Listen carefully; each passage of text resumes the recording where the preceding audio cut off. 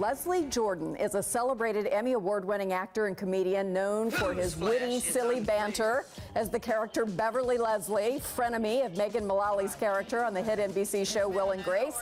He's hysterically funny with a sly Southern charm that is all his own. Leslie is working with the Seattle Men's Chorus now for their upcoming show Dancing Queen, complete with glitter, bell-bottoms, and all things disco. How could that not be fun? And best of all, he's here at New Day today as both my guest and my celebrity co-host. So please welcome Leslie Jordan.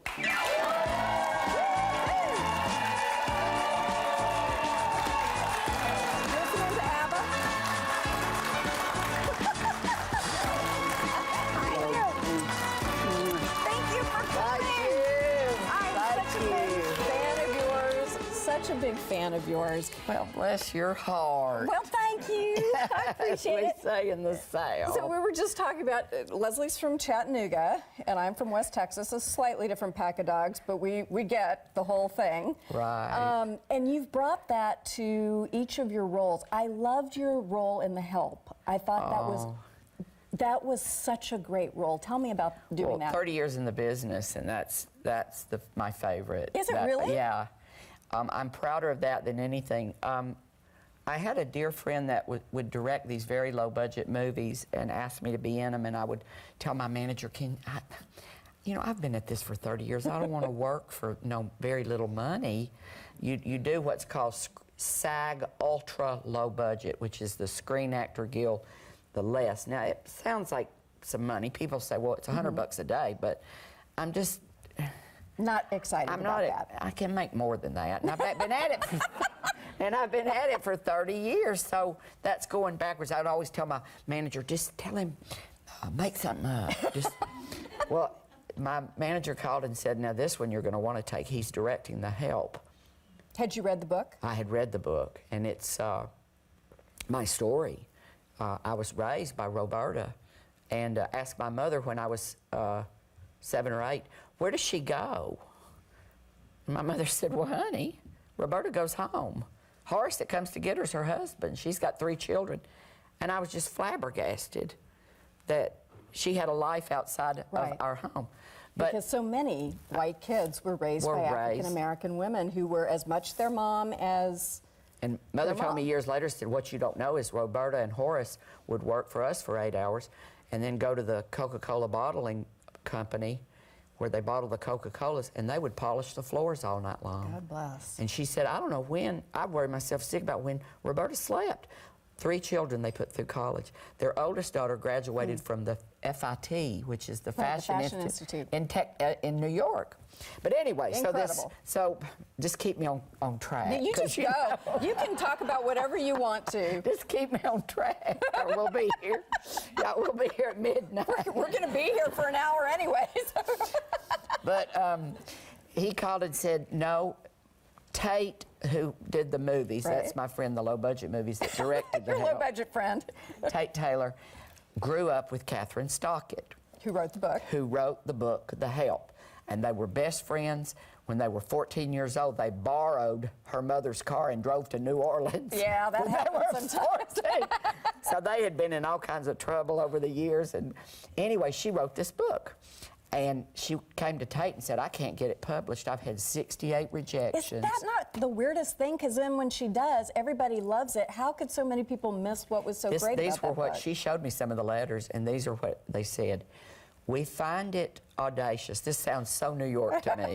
We find it audacious. For a privileged white girl to write in the black vernacular. They felt that nobody would buy it. Based on that. And I thought, what if it had taken place in Ireland? Would you not write in the vernacular of an Irish? This is the Deep South in 1950s. She showed me one letter where they said, you have black people saying show enough. That we find that so, we just find that really awful. Well, I heard show enough my whole life. White people said show enough. And they still do. They still do. It is the vernacular that no one, so she got it, she went to Tate and she said, I'm just so depressed about, because I think it's a good book with a nice message. He said, well, we'll make a movie of it. And he was used to doing those low-budget movies. And they shook. She said, all right. Well, not even a week later, it got published. It went to the New York Times bestseller list. All of a sudden, Oprah wants to play the star. Steven Spielberg wants to be the director. And they took all these meetings, and little Catherine Stockett, who's no bigger than a worn-out bar of soap, she's a tiny little girl, stuck to her guns. She'd sit in those meetings, and they'd say, well, now, we'll have Spielberg direct, and we're going to have... She'd say, well, excuse me, you could do what you want, but my friend here's going to direct. Right. They're like... Good for her. Who's your friend?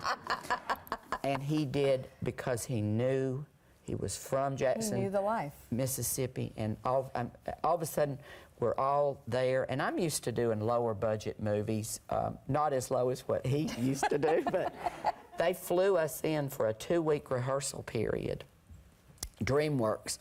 And I'm sitting there, and here is Miss Viola Davis. There you are on the set. Oh, I look exactly like my granddaddy. I just love the way you look. H.H., Homer Howard, Yep. the funniest man that was ever on this planet. Really? My granddaddy. But I would sit there, and here was Viola Davis, and she's scribbling in her script, and here's Sissy Spacek, and she's scribbling in her script. I thought, well, I better scribble. So it reminded me of those tests you would take when you were a kid, and it would have 2 apples and an orange. What doesn't belong here? I had that feeling. So you're here now with the men's chorus. Just is this so much fun to do a show that's in disco and just, you know, you can just cut loose and do everything that you ever dreamed of in a disco world, right? And with the finest men's choir in the country. Thank you. Seriously, that's They not are me great. just saying that. One of the smartest things I ever Look did at you in the picture. business-wise. I don't know how to break it to you, but they're taller.